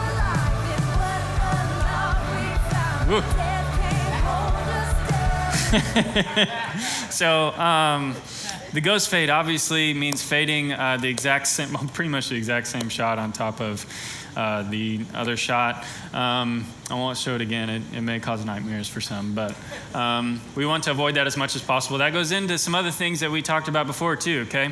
Had we have had a closer shot or a further away shot, that wouldn't have happened. Had we have used, they were on the thirds, had we have gone to a center cut shot, that wouldn't have happened. There's a couple things that keep that from happening, but that's something just to be aware of. That'll create some tension, some visual tension. 15, I like this one. Use awesome lights to your advantage. A lot of times, especially on song 1s or song 3s even, we get some pretty lighting looks stage wide. And so you want to use those to your advantage. Typically when we kick into a chorus, or at least the kick that we're on now lighting wise, is we'll kick into a chorus of song 1, and that's when the lights get big and grandioso and moving and stuff. And so you can use that to your advantage to create a lot of energy in your shot. So we start a chorus, the lights come in, we were able to capture the whole stage of the lights coming in. It just helps you as a video director to really create motion, momentum, that type of thing. It's just a cool shot. It's one of my favorites. Yes, it's really, as a cam op, if you know the song, you'll know that a big chorus is coming in. If you pay attention in rehearsal, you know that there's big lights coming in. It's just something that you can take advantage of to do. Faster songs require cuts, Amen. not dissolves. Preach it, brother. Typically what this means is song 1s, we'll stay away from dissolves. Song ones are faster songs. They require cuts just to match the tempo of the song. Kind of as just a not even a rule, but just kind of a standard operating thing is that's pretty just easy to remember. Song one, cuts. It's a pretty easy way to do it, unless we're doing some special opener and it's slower or something like that. But this is a video example of a song one with fades. You just lose a lot of energy with it. It's made to be more subtle. These aren't bad shots. That's a great shot of a guitar going up to panning up like we talked about earlier. It's not necessarily this is bad. It's just not as good as it could be. It's a great composition, except for the ghost fade. It's a great example. It kept Ryan in the left third because he's got all the looking room, so he's kind of set up for the subject of the shot. It'd be great to cut to, you even saw the electric guitar there. So, all that to say, cuts on faster songs, okay? Just naturally hand in hand. Okay, I think, and then there's one more that's on your thing. Rack focus only a few times during service. If we rack, it goes back to the 80s thing a little bit. I know, people love, as a camera operator, rack focusing is fun, okay? If you don't know what rack focusing is, especially for those of you guys that are new, rack focusing is when, you saw on the flyby, the Buzz of the Tower thing earlier, rack focusing is when you take your subject out of focus to transition into a new shot. It's also a good way to cover up. It's a good way to cover up bad Screw-ups. directional scripts or bad framing, yeah. It kind of wipes the slate clean as far as your framing goes, and so if there's no way to get a great framing between one shot and the next shot or without ghosting or without anything like that, it's an easy way to cover that. However, we only want to do it a couple times during service, okay? And you only want to do it when the director calls for it? Or you Yes, please only do it when the director calls for it. That's another big thing. It's something that, no, it's okay. No, it's okay. It's something that we've started to push a lot more. Sorry, I'm with you. Sorry. Bernie is the king of rack focusing. But I will And I'm say, queen. when you dissolve off these cameras, you don't necessarily do a rack focus. They will do it. If you watch a shot where we don't do it and it's fading off, it looks like we're doing it and you're really not. Right. Seriously. Yeah. Because I'm like going, I didn't do that. And I look over here and I go, Yeah. whoa, that looked like I touched it. Exactly. So we just want to be careful with how many times we do it, okay? It's a spice. It's a spice to the meal. It's not a main course. And so The filet mignon. now, bacon is the meal for sure. So it's something that we just want to do a few times. It's something we've gotten a little bit out of hand with lately. And so we just want to kind of rein that back. It looks really cool as a camera operator and a video director, I will say.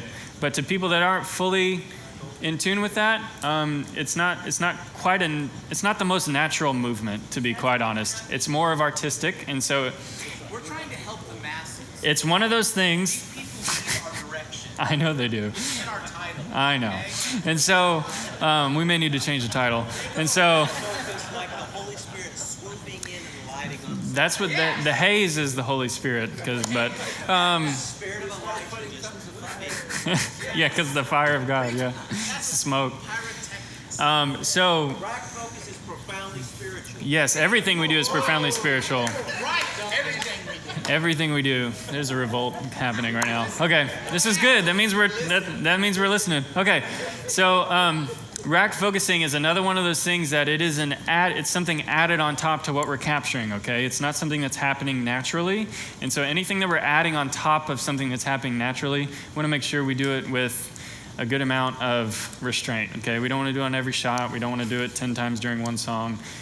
You want to save it for the moments, honestly, that are a bit slower, that are a bit more intimate, that are a bit more conducive to that type of movement, okay? And please, and just like someone said, It only should be done if you're dissolving. it only should be done if you're dissolving. Don't ever do it on cut. Yes, sir. So with what you said earlier, if we're rack focused, if we're called the rack focus, we're just supposed to keep that subject in the same third and rack focus. Is that I would, and the reasoning is because when you go to rack focus, it essentially, kind of like I mentioned a second ago, it essentially kind of wipes your slate of your frame clean. That's kind of the whole purpose of a rack focus is to, In the middle of a movement, you don't stop. stop them. If you're in the middle of a movement, like if you're slowly pushing already, and the director says go ahead and rack out, then you know keep your movement going. That's correct. But if you're just stuck on someone and the director's like, okay, go ahead and rack out, yeah, just sit there, rack out. It does kind of its own deal of clearing space for the next shot by going out of focus. Anytime you're going down, it's kind of on anyway. Yeah. Off the screen. If they're kind of going off, that's less 80s. That's like mid-90s. Mid-90s at least. Talking Friends era at least. We're thinking like 90s maybe? So it's just something to keep in mind.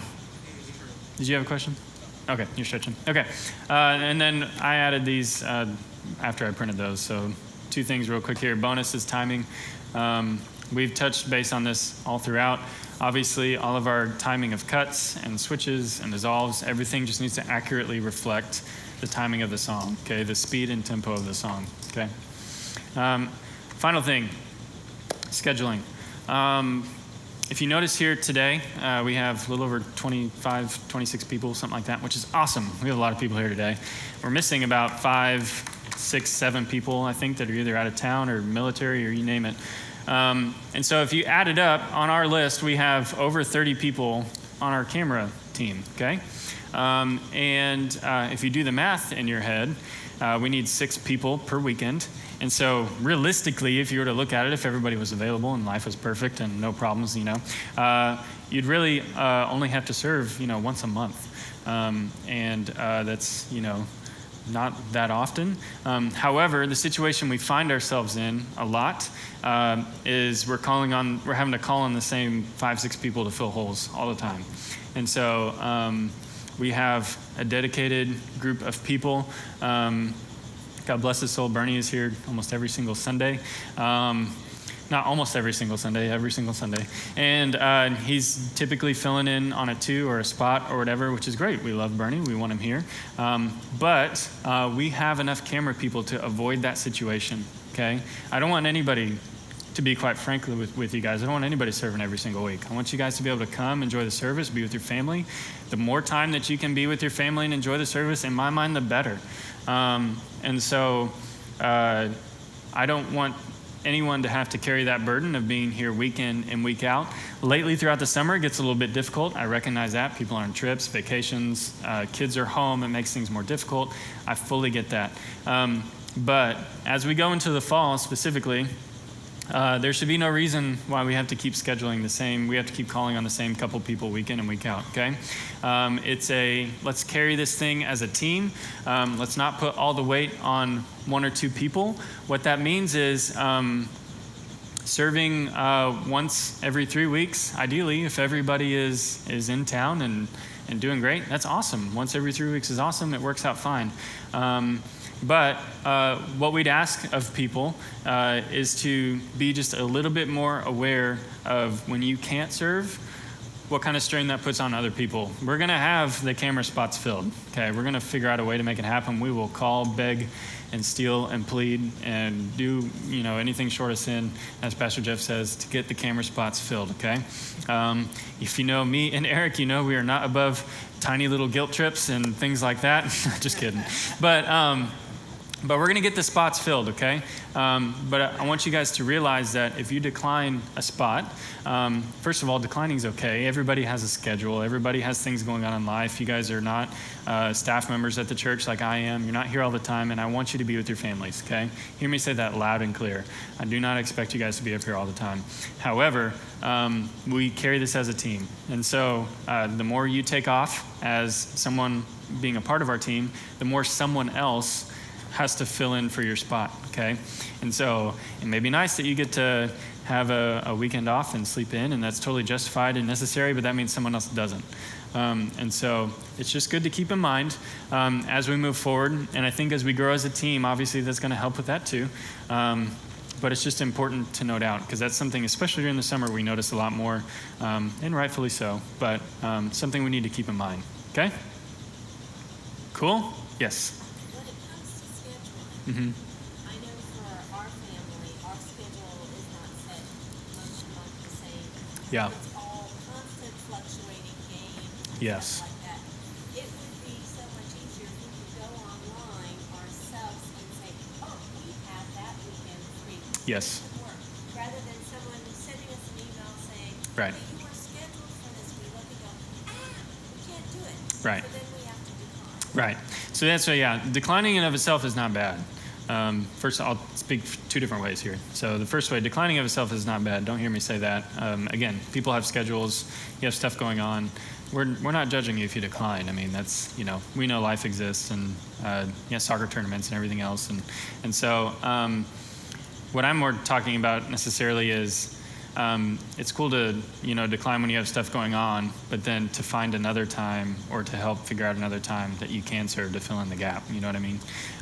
But to speak specifically to signing up for dates that you are available, we kind of work hand in hand with the worship team as far as planning center and creating planning center dates that we can schedule people on.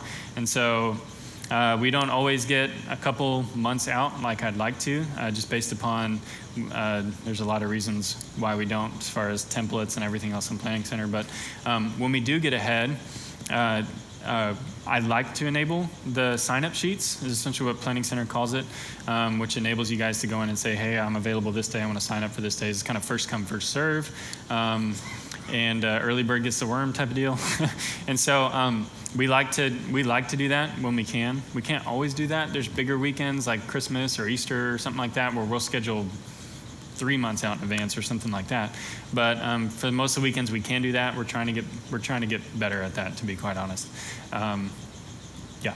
Also, Yeah. for us, we have 3 of us that are serving. Yeah. We try to Serve together. the same weekend, Yeah. so that we're all here, and then on other Sundays or Saturdays, Yeah. we're worshiping together, Yeah. sitting down. For sure. So it's hard, especially now that we're having different people assigned the schedule. Yeah. If John gets scheduled on CG and I go on looking for camera for us, Mhm. there's no camera open. Yeah. So, well, do we yeah. want, to separate our family? Yeah. So in Planning Center, for preferences, specifically in y'all's case and some other people's cases, I know we did this for Duncan's family for a while. And so there's preferences that we can set of, hey, I like to serve with this person. And so we do that for family households. We say, Lisa wants to serve with Kevin and John. And so anytime any one of those 3 gets scheduled, it lets the scheduler know, hey, they like to be scheduled with these 2 other people. And so the situation we run into, probably to speak to your situation exactly, and John running CG, is occasionally we're just short on a CG person. And so occasionally it might be a last minute ask of, hey, I know you typically like to serve with your family, but we're in a pinch. And so we may ask, hey, can John come in and serve CG or something like that, to speak to that specific example. But it's something that we're trying to get better on. Does that somewhat answer your question? Something that I go online on the schedule. It's something that you can do once it's enabled from our end. It's not defaultly enabled on Planning Center because it's not a function that a lot of churches use. I like to use it though, and so it's one of those things of remembering to enable it, and it's one of the out of sight, out of mind type of things, to be quite honest. Trying to get better at it. Right now, it's through August. You can sign up through August right now. Don, yeah. In the past, when you sent out an email saying, you can sign up, Uh-huh. I've never been able to find it or do it. Oh, okay. Find this. I'm not sure, but we can walk you through it. Yeah. One other thing about scheduling is if you're requested, don't just assume that your non-response is decline. Yes. Good point that. Can't be there, decline. Yeah, good point that Jacob pointed out. If you're requested to serve a position, don't assume that your non-response is a no, okay? If you don't respond, I'm assuming you're going to be there until you say no, basically. And then the week of, you'll find either Eric or I track you down, or one of our schedulers track you down and be like, hey, we noticed you're unconfirmed. Can you confirm? And so, yeah, it's just a good point. Steve? So I think one of the things for schedulers too is that if you know you're not available, make sure you block out those days. Yeah. Then you won't get that email to ask you. Yeah, there's a great function. Again, if you need help with it, we'll walk you through every bit of it that we need to. But you can block out dates, especially for you new guys coming on the team. It's super helpful if you know, hey, I'm going to be out of town from this week to this week. If you just go in and plan when you know you're going to be out, that's really helpful. The amount of time, you'd be surprised, the amount of time we send out, 50 invitations, and then it usually takes a couple weeks for everybody to fully respond and everyone to check their calendars and everyone to do that. So it's fully understandable, but it takes time. And so what happens is if we send out all those 50 invitations and then 2 weeks later we get a response back, oh, hey, I'm out of town. I'm like, man, I wish we could have avoided that length of time in planning people in. And so it does really help to see when you're out of town, that type of thing. If you do decline, I'll add this on top of this, as much as you can. You don't always have to give the exact reason why you can't do it. It's totally up to you. It's your time. If you do have a reason, though, it helps us to know. It helps us keep track of where you guys are in life. A lot of times it's because somebody's sick or, I'm working at work too much and I need a break. It gives us a great pulse of where our team is at, so we can shepherd you guys well, too. So definitely helps. Yes. Also, too, on Planning Center, notice that you guys can go in and update your profiles with all your information, either an email or a phone number contact or whatever. It helps the schedulers too send an email out or get a hold of you. And this goes back to building the community, building our culture of, hey, Zach, how are you feeling? I talked to you last week. We're feeling so good. Yeah. How's things going? It gives us a point to be able to reach out to you and keep our culture as as one. Also lets us contact each other. If something comes up where you can't schedule and you've got numbers or a couple of other cam ops or whatever, Zach gets sick. He calls Pam. Hey Pam, I can't go in this weekend. Can you cover for me? Oh yeah, no problem. Great. You give me a call. I can switch it. Chris can switch it. It's just a great point of contact. Good for the scheduler and everything. And again, it goes back to setting preferences of Saturdays only, Sundays only, camera 2 or 1 or whatever. You can go be as detailed like that as possible. So, so that brings me just to the very last thing we're going to talk about. I know it's 11 o'clock and we're going to let you guys go. The last thing is we have been working on how we schedule people, not necessarily just in scheduling people, but how we lead our team. Okay, so we've divided up our group, our production team, into basically team leads is what we're calling them. And so for camera ops and video directors, that's Bernie and Steve. And so Steve has been doing a lot of the bulk of the scheduling. Bernie's been helping out with that as well. And so our goal with the team leads is to make sure that everybody on our team has a touch point, okay? And so as our team gets bigger, I unfortunately can't be involved with everything that's going on in everybody's lives and keep track of it all in my mind and make sure everyone's well shepherded and pastored and you name it. But when we divide and conquer, we can do that. And so we've got, we've got a guy over at the CG, we've got a guy over, all the different positions on our team. And so Bernie and Steve have stepped up into that role. And so they're a great touch point for not only scheduling, but anything. If you want to learn something, if you want to learn video directing, or if you want to learn camera ops, these are the two guys that I'm going to point you to, okay? And so they've stepped up in that role, and so we're excited about that. So all that to say, the scheduling and everything is something that we're slowly handing over to these guys. And so it's a bit in flux right now. Some of your preferences that you guys have told me of, hey, I'd like to be scheduled this way or that way. We've done our best to give them the entire list of here's everybody's preferences. And so, but it takes time to learn and do, so. Cool? Okay, well, right after this, especially if you're new or even if you're not new, if you want to walk through a lot of these controls and equipment and stuff like that, come up and we'll do that. And I think that's about it. Let me pray for you guys real quick and then we'll dismiss. Father God, I thank you for this day. God, I thank you for this team. God, I am just, God, I'm so excited about, Lord, how far you have brought us, God, and what you have for store for us in the future. And God, I pray, Lord, that, God, as our team gathers this morning, God, that you would just amplify our unity, God, that you would amplify, God, what it means to be a part of the Milestone production team, God, that you would bring us closer together, not only, God, just technically, but just relationally as well. And God, I pray, Lord, that you would, God, just continue to be with us. God, continue to, Lord, bless our volunteers that are here this morning and the ones that are out across the country, God, traveling this morning. God, would you just continue to be with us? God, continue to grow us, shape us, and mold us. God, we love you. God, we do this all for you. In your name we pray. Amen. All right. Thank you, guys.